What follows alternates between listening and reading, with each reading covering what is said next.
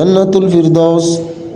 সূরা কাফের 107 নম্বর আয়াতে আল্লাহ তাআলা বলেন, ইন্নাল্লাযীনা আমানু ওয়া আমিলুস সালিহাতি কানাত লাহুম জান্নাতুল ফিরদাউসি নুজুলা। আল্লাহ রাব্বুল আলামিন বলেন, নিশ্চয়ই যারা ঈমান এনেছে এবং নেক আমল করেছে তাদের মেহমানদারি হিসাবে রয়েছে জান্নাতুল ফিরদাউস।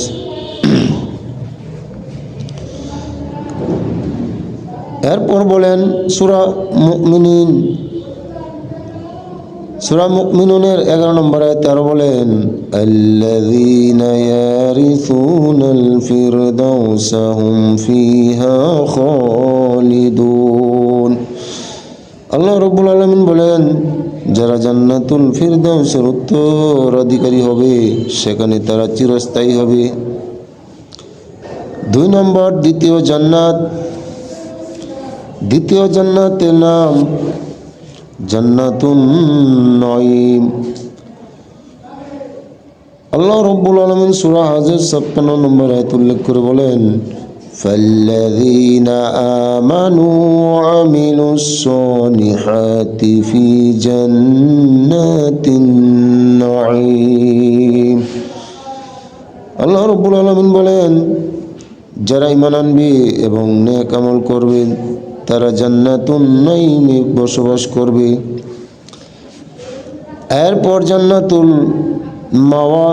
3 নম্বর হলো জান্নাতুল মাওয়া।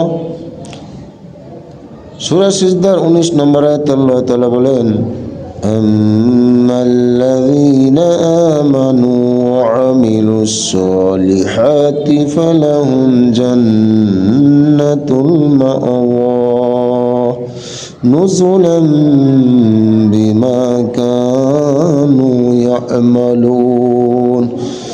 আল্লাহ রাব্বুল আলামিন বলেন, যারা ঈমান আনবে ও সৎ কর্ম করবে তাদের জন্য রয়েছে জান্নাতুল মাওয়া, তথা বসবাসের উত্তম ঠিকানা। এটা তাদের সৎ কর্মের পুরস্কার। 4 নম্বরে জান্নাতুল খুলদ। আল্লাহ রাব্বুল আলামিন সূরা ফুরকানের 15 নম্বর আয়াতে উল্লেখ করে বলেন, জান্নাতুল খুলদ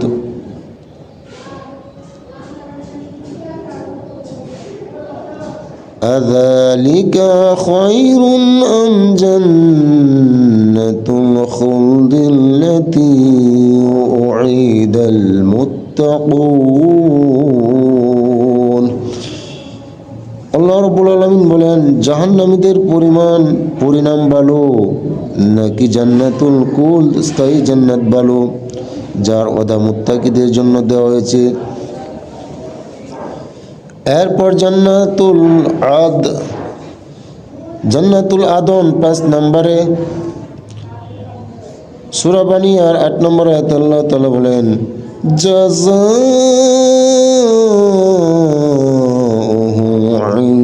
ইনদা রাব্বিহিম জান্নাতু আদনিন তাজরি মিন তাহতিহাল আনহার।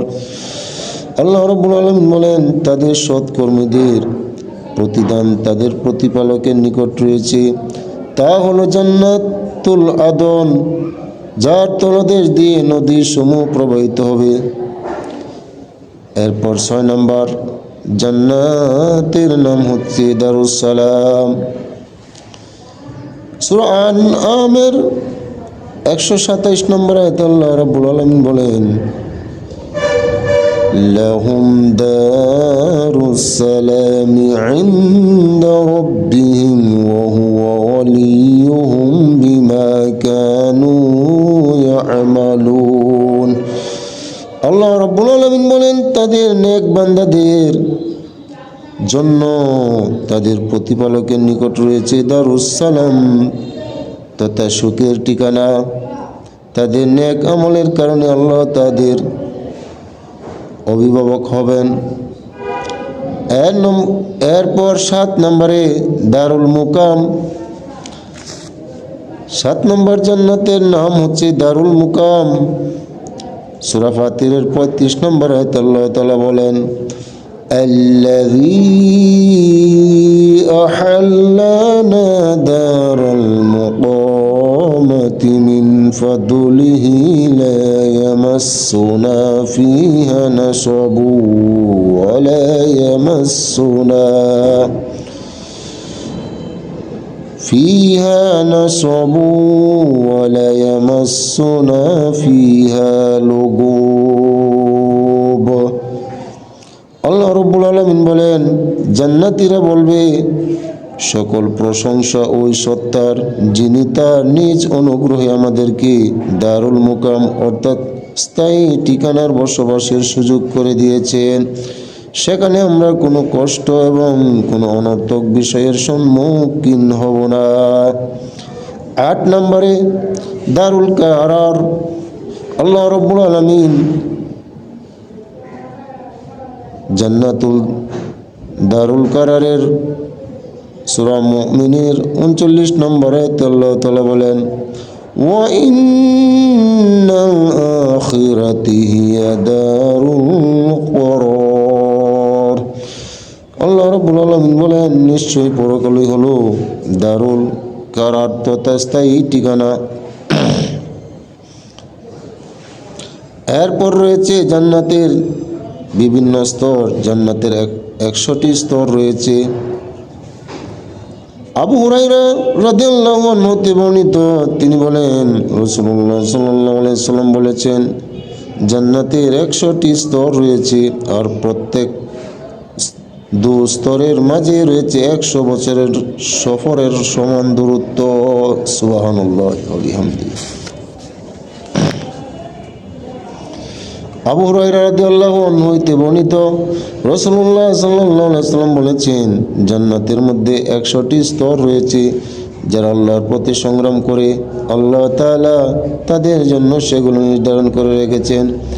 প্রত্যেক 2 স্তরের দূরত্ব আসমান ও জমিনের দূরত্বের সমান। সুতরাং তোমরা যখন আল্লাহর কাছে জান্নাতের দোয়া করবে তখন জান্নাতুল ফিরদাউসের জন্য দোয়া করবে, কারণ এটা হলো সর্বোচ্চ স্তরের জান্নাত। এই জান্নাতের উপর রয়েছে আল্লাহর আরশ। জান্নাতের সকল নদ নদী এই জান্নাত হতেই প্রবাহিত হয়েছে। জান্নাতের বিভিন্ন দরজা, বিভিন্ন আমলের জন্য জান্নাতে নির্দিষ্ট দরজা থাকবে। যে ব্যক্তি যে আমল বেশি করবে তাকে ওই দরজা দিয়ে ডাকা হবে। যেমন বাবুস সালাতে বেশি বেশি নামাজ আদায়কারীদেরকে এই দরজা দিয়ে ডাকা হবে। তারপর বাবুল জিহাদ আল্লাহর পথে জিহাদকারীদেরকে এই দরজা দিয়ে ডাকা হবে। এরপরে দরজার নাম বাবুস সাদাকা, আল্লাহর পথে বেশি বেশি সম্পদ ব্যয়কারীদেরকে এই দরজা দিয়ে ডাকা হবে। তারপর হলো বাবুর রাইয়ান, কেবল রোজাদারকে এই দরজা দিয়ে ডাকা হবে। হাদিসে এসেছে, আবু হুরায়রা রাদিয়াল্লাহু আনহু থেকে বর্ণিত, রাসূলুল্লাহ সাল্লাল্লাহু আলাইহি ওয়াসাল্লাম বলেছেন, যে ব্যক্তি আল্লাহর রাস্তায় জোড়া জোড়া ব্যয় করবে তাকে জান্নাতের দরজাগুলো থেকে আহ্বান করে বলা হবে, হে আল্লাহর বান্দা, এই দরজাটি উত্তম। যে নামাজি তাকে নামাজের দরজা থেকে আহ্বান করা হবে। যে মুজাহিদ তাকে জিহাদের দরজা থেকে আহ্বান করা হবে।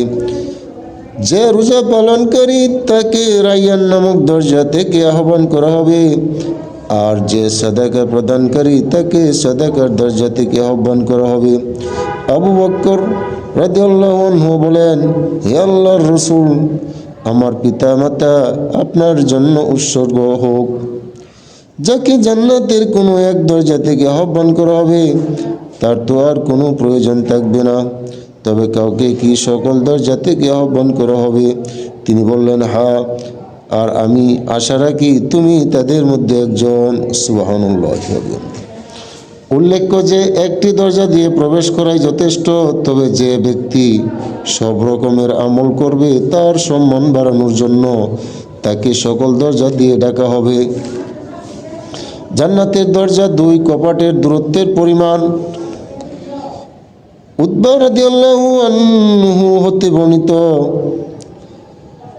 তিনি বলেন, আমাদেরকে জানানো হলো যে জান্নাতের দরজায় দুই কপাটের দূরত্ব হবে 40 বছরের দূরত্বের সমান। সুবহানাল্লাহ। জান্নাতের নিয়ামত অকল্পনীয়। জান্নাতের একটু জায়গার মূল্য। সাহাল ইবনে সাদ সাইদি রাদিয়াল্লাহু আনহু হতে বর্ণিত, তিনি বলেন, রাসূলুল্লাহ সাল্লাল্লাহু আলাইহি ওয়াসাল্লাম বলেছেন, জান্নাতের একটি চাবুক পরিমাণ জায়গা দুনিয়া ও এর মধ্যে যা কিছু আছে তার চেয়ে উত্তম। সুবহানাল্লাহ।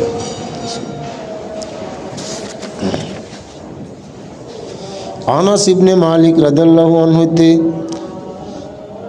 বর্ণিত, নবী সাল্লাল্লাহু আলাইহি সাল্লাম হতে বর্ণনা করেন, তিনি বলেন, অবশ্য একটি সকাল অথবা একটি সন্ধ্যা আল্লাহর রাস্তায় বিচরণ করা দুনিয়া ও এর সকল সম্পদের চেয়ে কল্যাণকর।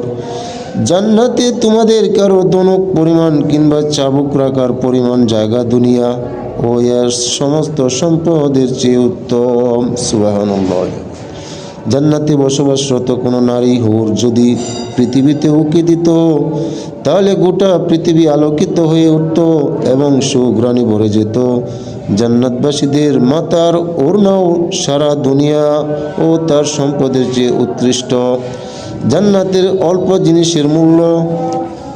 এই ব্যাপারে আরেকটি হাদিস সাদ ইবনে আবি ওয়াক্কাস রাদিয়াল্লাহু আনহু হতে নবী সাল্লাল্লাহু আলাইহি ওয়াসাল্লাম হতে বর্ণনা করেন, তিনি বলেন, আল্লাহ তাআলা জান্নাতে যেসব জিনিস রেখেছেন তা থেকে একটি নখ পরিমাণ জিনিস যদি দুনিয়াতে প্রকাশিত হয়, তবে আসমান ও জমিনের সমস্ত খালি জায়গা আলোকিত হয়ে যাবে। সুবহানাল্লাহ। আর জান্নাতের কোনো একজন লোক যদি দুনিয়ার দিকে উকি দিত এবং তার অলংকার প্রকাশিত হতো, তবে ওই অলংকারের আলো সূর্যের আলোকে ওইভাবে বিলীন করে দিত যেভাবে সূর্যের আলো তারকার আলোকে বিলীন করে দেয়। জান্নাতের নিয়ামত কল্পনাও করা যায় না।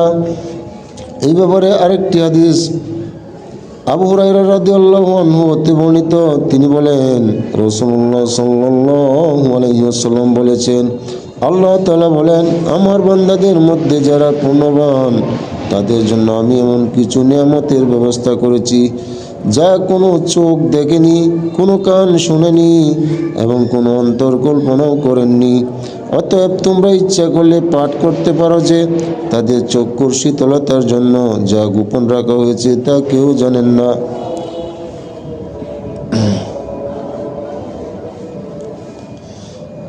জান্নাতে প্রাসাদ। জান্নাতবাসীদেরকে মনোরম প্রাসাদ দেওয়া হবে। সূরা ফুরকানের ৭৫ নম্বরে আল্লাহ তাআলা বলেন, উলাইকা ইউজাযাউনাল গুরফাতা বিমা সাবারু ওয়া ইউলাক্কাউনা ফিহা তাহিয়াতাও ওয়া সালামা।